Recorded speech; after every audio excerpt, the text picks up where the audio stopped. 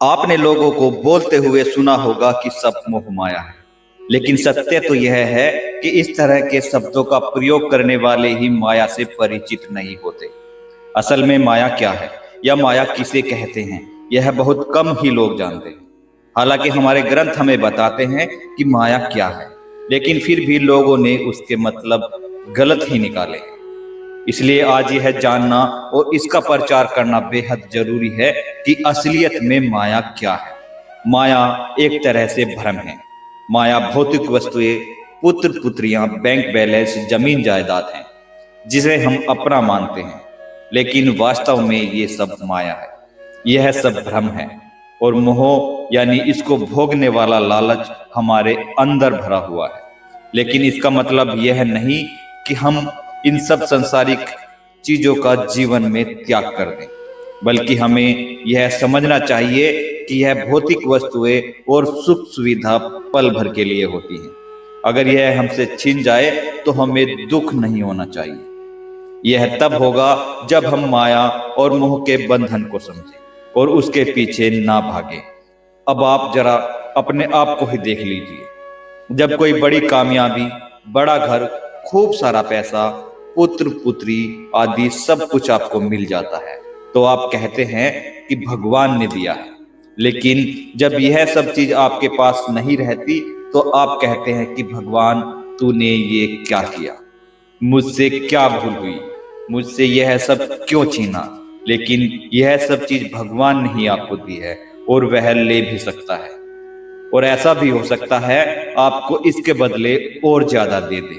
लेकिन आप नहीं मानेंगे, आप उस चीज की वजह से दुखी हो जाएंगे। तब आप यह सोचे कि जब आप इस धरती पर आए थे तब आपके पास कुछ नहीं था। यह सब आपके साथ जाएगा भी नहीं। जाएंगे तो आपके द्वारा किए हुए कर्म, आपका इस धरती पर दूसरों के प्रति प्रेम रूपी व्यवहार और आपकी महानता। क्या होता है माया में डूबना? व्यक्ति जब अपनी इंद्रियों को नियंत्रित करने में पूरी तरह से असमर्थ हो जाता है, उस समय लोग उसे कहते हैं कि वह इंसान पूरी तरह से माया में उलझा हुआ है। मतलब यही कि वह जिंदगी के मूल्यों को भूलकर छोटी छोटी तुच्छता दिखा रहा है। अर्थात मनुष्य ऐसे कामों में, ऐसी चीजों की उत्पत्ति करने में फंस जाता है जो बिल्कुल भी स्थायी नहीं है। जब आप यह जानते हैं कि कोई भी चीज स्थायी नहीं है तो आपको उसमें अपना मन नहीं लगाना चाहिए, बल्कि आपको उस पर ध्यान केंद्रित करना चाहिए जो सर्वज्ञ और सर्वथा है। जरा सोचिए, आप इतने सालों से, बचपन से लेकर अभी तक वही काम करते आ रहे हैं जो बाकी सब कर रहे हैं। हो सकता है आप ज्यादा या दूसरे लोग कम कर रहे हों। यही काम आपके पिता ने किया होगा और यही काम उनके पिता ने किया होगा और यही उनके पिता ने भी। ऐसा ही कितने सालों से लोग दोहराते आ रहे हैं। फिर भी हम यह नहीं समझ पा रहे हैं कि आप भी वही प्रक्रिया दोहरा रहे हो जो लोग हजारों सालों से करते आ रहे हैं। अभी आप किसी माया रूपी चीज के पीछे पागल हैं। फिर यही करते करते आप किसी दिन मृत्यु को प्राप्त होंगे। फिर आपका बेटा या बेटी यही करते करते मृत्यु को प्राप्त होंगे और यही हजारों वर्ष तक चलेगा। अब आप सोचिए, क्या भगवान ने आपको इसी काम को दोहराने के लिए भेजा है? गीता के 7वें अध्याय में लिखा है, गुणों से परिपूर्ण मेरी यह दिव्य माया अजय है। जो मेरी शरण में आते हैं वह इस माया से पार हो जाते हैं। यहाँ पर अजय का अर्थ है कि जिसको आप कभी भी जीत न सकते, यानी आप माया से कभी मुक्त नहीं हो पाएंगे। लेकिन आप सभी जब भगवान की शरण में जाएंगे तो आप इससे पार यानी मुक्त हो जाएंगे। अगर आप माया को आसान भाषा में समझना चाहते हैं तो इसे जरूर सुनें। नारद ने एक दिन श्री कृष्ण जी से पूछा कि प्रभु, आपकी माया कैसी है, मैं देखना चाहता हूँ। कई दिनों के बाद श्री कृष्ण नारद को लेकर एक जंगल में गए। बहुत दूर जाने के बाद श्री कृष्ण नारद से बोले, नारद, मुझे प्यास लगी है, क्या कहीं से थोड़ा जल लाकर पिला सकते हो? नारद बोले, प्रभु कुछ देर ठहरिए, मैं अभी जल लेकर आता हूँ। यह कहकर नारद चले गए। कुछ दूर पर एक गांव था। नारद वहीं जल की खोज करने लगे। एक मकान के द्वार पर पहुंचकर उन्होंने दरवाजा खटखटाया। द्वार खुला और एक परम सुंदरी कन्या उनके सम्मुख आकर खड़ी हुई। उसे देखते ही नारद सब कुछ भूल गए। भगवान उनकी प्रतीक्षा कर रहे होंगे, वह प्यासे होंगे, हो सकता है प्यास से उनका प्राण वियोग भी हो जाए। ये सभी बातें नारद भूल चुके हैं। सब कुछ भूलकर वे उसी कन्या के साथ बातचीत करने लगे। धीरे धीरे एक दूसरे के प्रति प्रणय भाव उत्पन्न होने लगा। तब नारद उस कन्या के पिता के पास जाकर उसके साथ विवाह करने के लिए प्रार्थना करने लगे। विवाह भी हो गया और वह उसी गांव में रहने लगे। धीरे धीरे उनके संतति भी होने लगी। इसी तरह रहते रहते 12 वर्ष बीत गए। नारद के ससुर भी मर गए और उनकी संपत्ति के नारद उत्तराधिकारी हो गए और पुत्र, कलत्र, भूमि, पशु, संपत्ति, ग्रह आदि को लेकर नारद खूब स्वच्छंदता पूर्वक सुख से रहने लगे। अंत में उन्हें यह बोध होने लगा कि वह खूब सुखी हैं। इसी समय उस देश में बाढ़ आई। एक दिन रात के समय नदी दोनों तटों को तोड़कर बहने लगी और संपूर्ण गांव डूब गया। मकान गिरने लगे, मनुष्य, पशु, पक्षी सब बह बहकर डूबने लगे। नदी की धार में सब कुछ बहने लगा। नारद को भी भागना पड़ा। एक हाथ से उन्होंने स्त्री को पकड़ा, दूसरे हाथ से 2 बच्चों को और एक बालक को कंधे पर बैठाकर उस भयंकर नदी को पार करने की चेष्टा करने लगे। कुछ दूर जाने के बाद ही लहरों का वेग बढ़ने लगा। कंधे पर बैठे हुए शिशु की नारद किसी प्रकार रक्षा न कर सके और वह गिरकर तरंगों में बह गया। निराशा और दुख से नारद चित्कार कर उठे।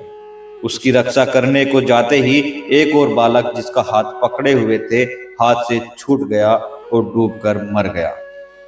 अपनी पत्नी को वह अपने शरीर की समस्त शक्ति लगाकर पकड़े हुए थे। अंत में तरंगों के वेग से पत्नी भी उनके हाथ से छूट गई और वह स्वयं तट पर गिरकर मिट्टी में लोटपोट होने लगे और बड़े कातर स्वर में विलाप करने लगे। इसी समय मानो किसी ने उनकी पीठ पर कोमल हाथ रखकर कहा हो, वत्स, जल कहाँ है? तुम जल लेने गए थे, मैं तुम्हारी प्रतीक्षा में हूँ।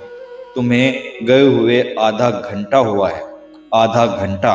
नारद के लिए तो 12 वर्ष बीत चुके थे और आधे घंटे के भीतर ही यह सब दृश्य उनके मन के अंदर से निकल गया। यह ही माया है। किसी न किसी रूप में हम सब इसी माया के भीतर रहते हैं। माया हमेशा बदलती रहती है। यदि आप इसमें फंसे तो यह आपको आपके अनुसार ही नियंत्रित करना सीख लेती है। जैसे आज ज्यादा पैसे कमाए हैं तो खुशी का अनुभव करते हैं और वही कल कम पैसे कमाए तो व्यक्ति दुखी हो जाता है। यही दर्शाता है कि आप माया के जाल में फंस चुके हैं, क्योंकि व्यक्ति को सिर्फ अपने कर्म से खुशी मिलनी चाहिए और अपने प्रयास करने चाहिए। चिंता करना भी स्वाभाविक है, पर सब कुछ होते हुए भी और की इच्छा रखने के लिए रोना तो दुर्भाग्य ही होगा। आपके जीवन की स्थिरता का मुख्य कारण क्या है? आपको यह समझना बेहद जरूरी है, क्योंकि ऐसे कुछ तुच्छ कारण जो आपको प्रभावित करने में लगे हैं, वह माया में लिप्त होने के संकेत है। हमेशा बदलती हुई तमाम घटनाएं और आपके आसपास की चीज ही माया है। स्थिरता तब आती है जब आप अपने अंदर किसी ऐसी चीज पर काम करते हैं जो बदलती नहीं, पूरे समय एक समान रहती है। इसे माया के जाल से बाहर निकलना कहा जाता है। यूं तो लोगों ने माया शब्द के न जाने कितने ही अलग अलग अर्थ निकाले हैं, जिसमें से एक और प्रमुख अर्थ है कि माया जिसका कोई रूप है, लेकिन जब आप उसे पकड़ने की कोशिश करते हैं तो वह आपके हाथ नहीं आती। दुनिया में सब कुछ ऐसा ही है। आपको कोई चीज बड़ी सुंदर लगती है, आपको आकर्षित करती है, आप उसके लिए तड़पने लगते हैं। यहाँ तक कि यदि वह नहीं मिलती तो लोग आत्महत्या भी कर लेते हैं। लेकिन सत्य इन सब से परे है। सत्य यह है कि माया बदलती रहती है, और जब आपको कोई ऐसी चीज मिल जाती है जिसे पाने के लिए आप बेहद जिज्ञासु थे, तो बाद में वही चीज आपको खराब लगने लगती है। आपकी नजरों में उसकी कीमत कम होने लगती है और धीरे धीरे आप देखते हैं कि आपकी नजरों में उसकी सुंदरता पूरी तरह खत्म हो गई। तो इस बात का निष्कर्ष यही है कि वह माया है जो आपको आकर्षित करने का काम करती है, आपसे दूर रहकर आपको विचलित करने का काम करती है। और यदि आप उसे गलती से हासिल भी कर लेते हैं तो वह अपना रूप बदलकर किसी और वस्तु में समाने लगती है और फिर आप उसके पीछे लग जाते हैं। जो कुछ भी आपको विचलित करता है, भले ही वह कोई भी चीज हो या इंसान, तो आपको यह समझना चाहिए कि यह माया है और इसका काम सिर्फ आपको आपके मूल लक्ष्य से भटकाना है। इसके अतिरिक्त माया आपको कोई संतुष्टि नहीं देगी। यदि आप ऐसा सोचते हैं कि कोई महंगी गाड़ी लेकर आप खुद को संतुष्ट महसूस करेंगे, तो यह आपकी सबसे बड़ी गलतफहमी है। इसी प्रकार यदि आप किसी महिला को पाना चाहते हैं और आपको लगता है कि यदि वह महिला आपके जीवन में आई तो आपको संतुष्टि मिलेगी, तो यह भी माया है। और आपकी सबसे बड़ी भूल यही है, हर चीज जो आपको अपनी तरफ खींचती है, आकर्षित करती है, आपके मन में उसको पाने की भाव बनाती है, वह सब माया है। ना ही उस चीज से संतुष्टि मिलती है जिसके आकर्षण की तरफ आप भाग रहे होते हैं, वही तो माया है। दोस्तों, आशा करता हूं आज की ये वीडियो आपको पसंद आई होगी। पसंद आई है तो वीडियो को लाइक और चैनल को सब्सक्राइब जरूर करें। जल्दी मिलते हैं एक और नई ज्ञानवर्धक वीडियो के साथ। तब तक जय श्री कृष्णा, राधे राधे।